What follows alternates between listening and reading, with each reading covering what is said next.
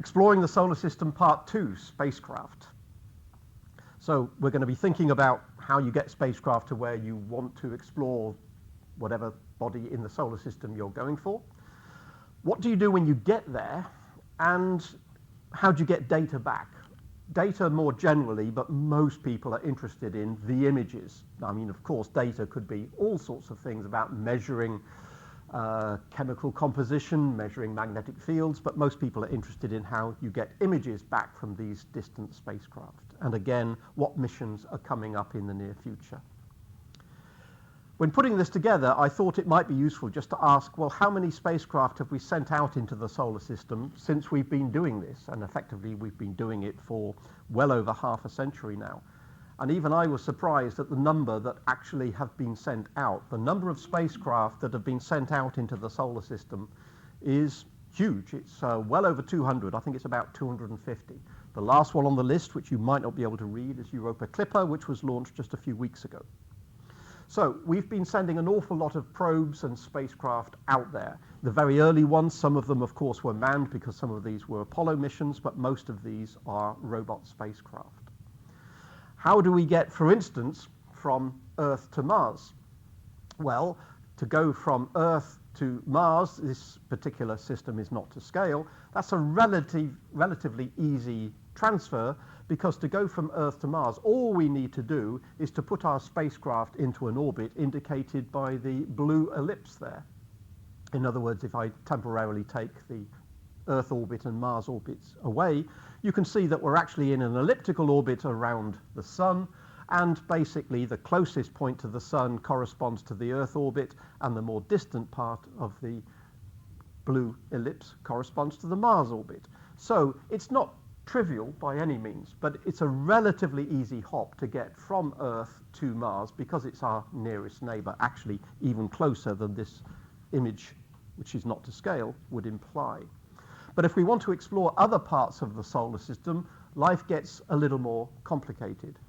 In the 1960s, it was realized that if you want to fly to the more distant parts of the solar system, you can use a gravity assist or a slingshot.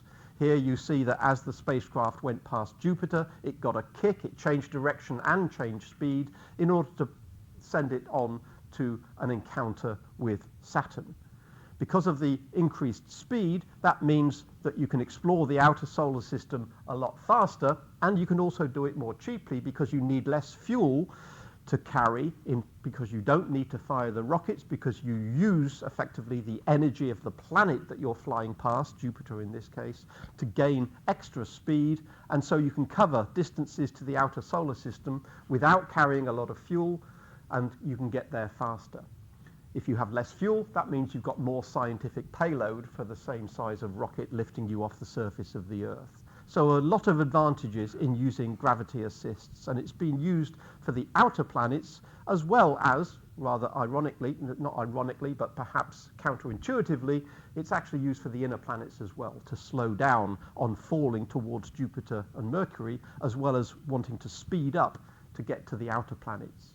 It was used by Voyager 2. When it was launched in the 1970s, it did a gravity assist as it went past Jupiter, and then again when it went past Saturn. You can see the kink in the pink line there as it went past Saturn, and then that sent it on towards Uranus, and again a gravity assist there sent it on towards Neptune. So Voyager 2 was able to explore 4 planets, albeit rather briefly, because of course it didn't stop at any of those points. It continued moving, so it only had in some cases a few hours to actually fly past a planet and take pictures of the planet or the rings of Saturn or the moons, etc., before moving on. Here's one of the earliest images we got back from a spacecraft. Any guesses as to what we're looking at there? If I put up the spacecraft, Luna 3, there, the clue is in the title. So this is actually the far side of the moon. This is the first time the moon was imaged. We can clean it up a little bit, but still, of course, it's a rather low-resolution image of the far side of the moon, because remember, the moon is tidally locked to the Earth, so it always shows the same face. So we have the familiar face that we're used to, and until 1959, we didn't actually know what the far side of the moon actually looked like. If we take that image, we realized that actually there was a considerable amount of effort to get that image, because we take it for granted now that, well, if we want to take a picture, all we do is to pick up our phone and click and we've got an image. But that wasn't possible in the 1950s because there were no such thing as digital cameras in the 1950s. So how did this image of the far side of the moon actually get taken and the information come back to Earth? Well, it was actually film. It was actually a film emulsion that was exposed, and then on board the spacecraft, the film was developed chemically and then fixed and then dried, and then passed to a different section where it was scanned by a flying spot from a cathode ray tube, which projected through the film and was picked up by a photomultiplier on the other side. And the signal from the photomultiplier was then transmitted to Earth so that they could reconstruct an image much like a fax machine. For those older members of the audience, you might know what a fax machine is. Maybe the youngsters don't actually know what that is, but basically electronically reconstruct the image. And just for comparison, here's a picture, a digital image taken 50 years later by a NASA Lunar Reconnaissance Orbiter. And you can see that apart from the fact that the resolution is much better, you notice that although the original film was rather low resolution, it pretty much got everything right. The dark spots, the light spots, the structure was right. So we did learn quite a lot from that first film image. But it wasn't too long before digital technology came along. This was the late 50s. By the early 60s, digital cameras were being developed. And Mariner 4 was one of the first spacecraft to have such a thing, a digital camera sitting on the spacecraft. In fact, Mariner 4's pictures of Mars were pictures from the world's first digital camera. So again, you take it for granted that digital cameras have been around for ages, but actually the first digital camera was on a spacecraft, and then that led to the spin-off of digital cameras for the rest of us here on Earth. The images were stored on a tape drive because we're flying past a planet. We only have a few hours as we go past the planet, so it didn't have time to transmit any information as it was taking the images. The images were taken onto a tape drive, a big tape loop, and then later the tape was played and the images were then transmitted back to Earth. Again, a little bit noisy, but we can clean them up if necessary. One thing, apart from the technology of the camera itself, one thing that they were worried about, of course, you worry about things like actually arriving at the right place at the right time. You worry about making sure the camera is pointed in the right direction to take images of Mars.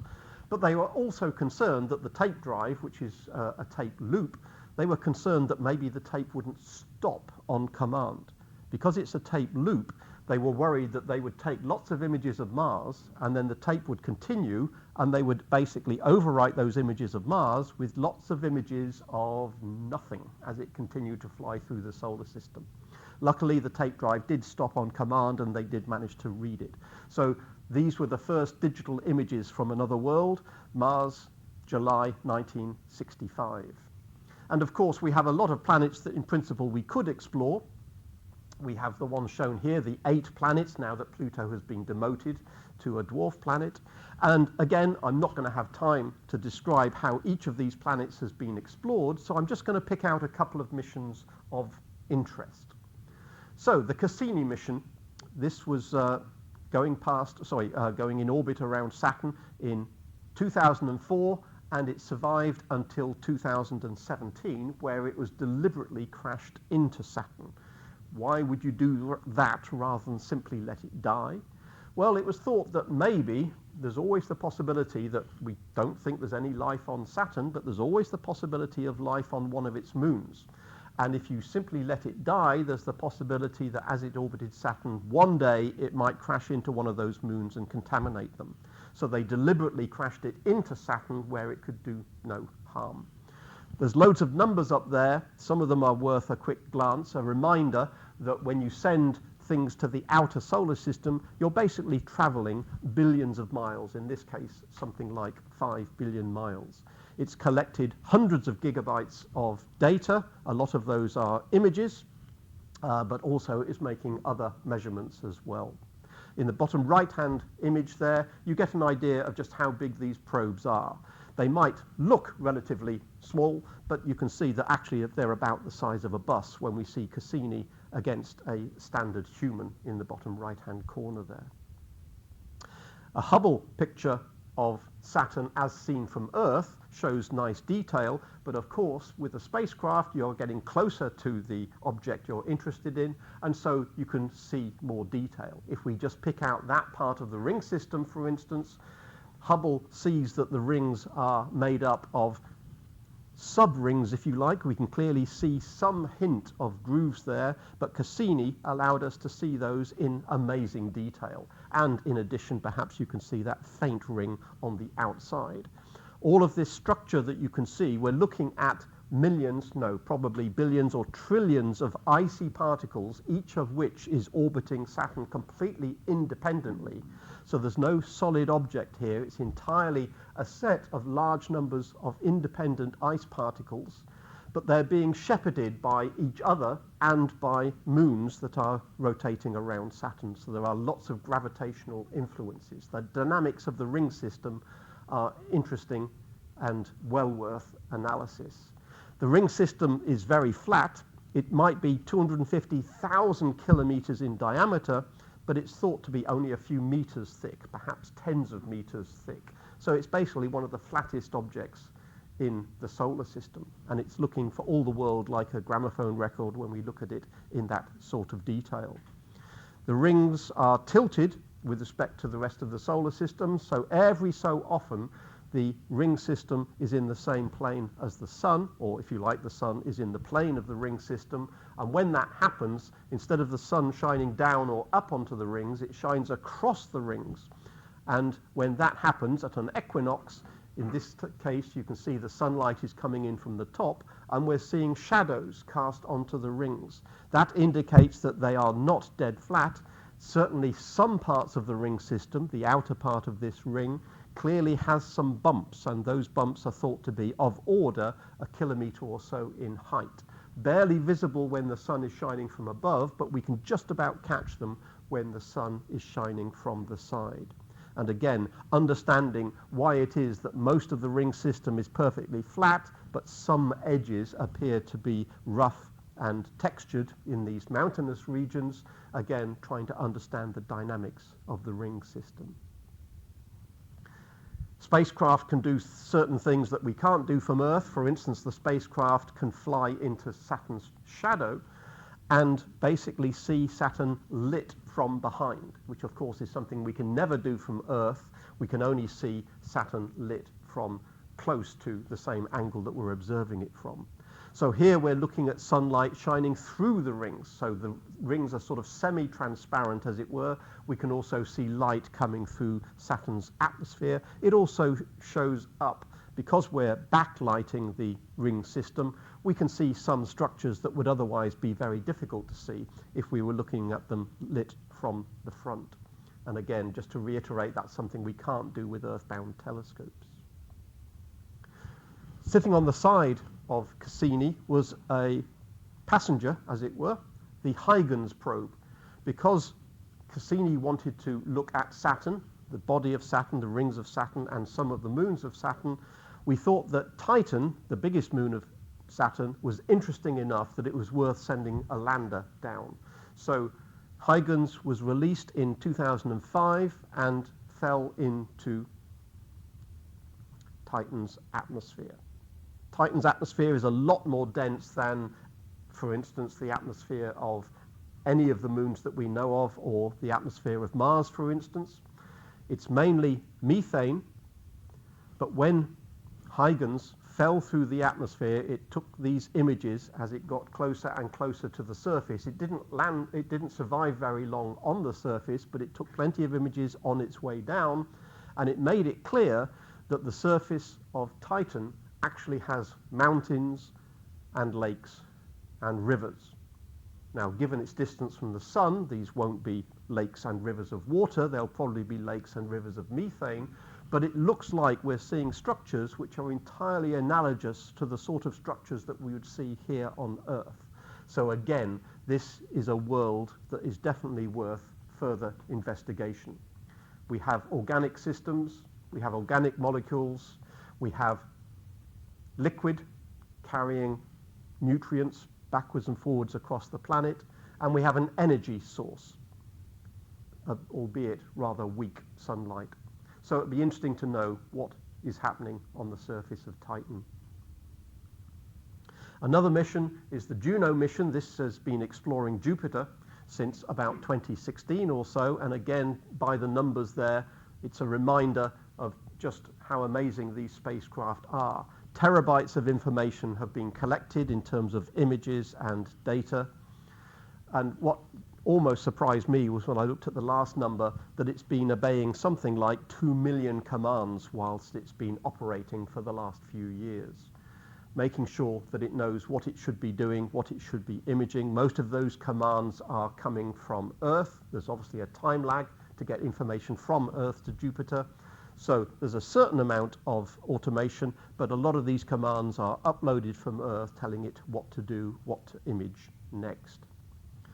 The surface of Jupiter, if we take the sphere and sort of unwrap it so we can see the entire surface of Jupiter, we see a very complex system of clouds. We see belts and zones, and it looks like winds are traveling in opposite directions. Dark regions are traveling in one direction, light regions are traveling in the other directions, and where they meet, you can get storm systems. Most of these clouds are ammonia clouds, and they are probably at different heights as well as different temperatures. So trying to understand the weather, if you like, on Jupiter, being such a dramatic world, it is very large, very massive, has a very strong magnetic field, and very rapid rotation. And understanding the storm systems on Jupiter will help us understand climate on other planets. The orbit around Jupiter was very eccentric. It spends most of its time a long way from Jupiter, and then it comes sweeping in close to the surface. Those flashes you can see are lightning in the upper clouds of Jupiter. So this is a time lapse. It probably takes an hour or two for the spacecraft to sweep past Jupiter and take images of the storm systems as it goes. It doesn't spend all of its time this close because the radiation environment around Jupiter is so severe it wouldn't survive very long. So it spends most of its time away from Jupiter and comes plummeting into these flybys every couple of months or so. And if we take that image and just show one of the stills, this has been artificially enhanced to show higher contrast and more intense colors that are natural, but the colors themselves are about right. Definitely browns and oranges in the equatorial part of the planet and more blues and greens in the polar regions of the planets. But again, understanding exactly what's going on in terms of the dynamics of how these storm systems are generated and why these storm systems seem to last so long. At least one storm system, the Great Red Spot, appears to have been raging for 400 years. Why is it that storm systems last so long on Jupiter but don't seem to last so long on a planet like Earth? This was a snapshot taken on one of Juno's passes, and when you look at the images of storm systems like this, again, the colors are as close to natural color as we can get. It looks more like a watercolor than an actual image of another world. Whoops.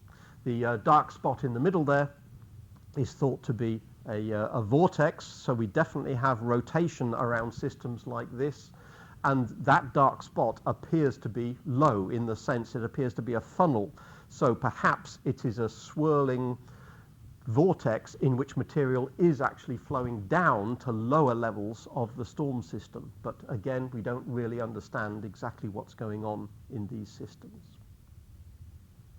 This is just a short video showing how complex the cloud movements can be. This is just a very small part of Jupiter's cloud systems. Again, the colors have been artificially enhanced to try and make them a little clearer, and we can see that there's an awful lot of turbulence in these systems. Now, the solar system is not just the 8 planets, although those 8 planets are very interesting.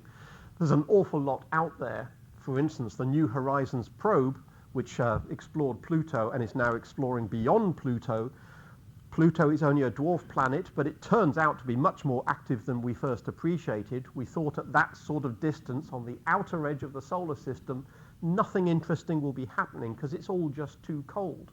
Quite the opposite. When we look at Pluto, we find that there are all sorts of dynamics. There are more energy sources than we first appreciated. Nothing necessarily comes just from the sun. There can be all sorts of gravitational effects or other effects that are basically pumping energy into these worlds.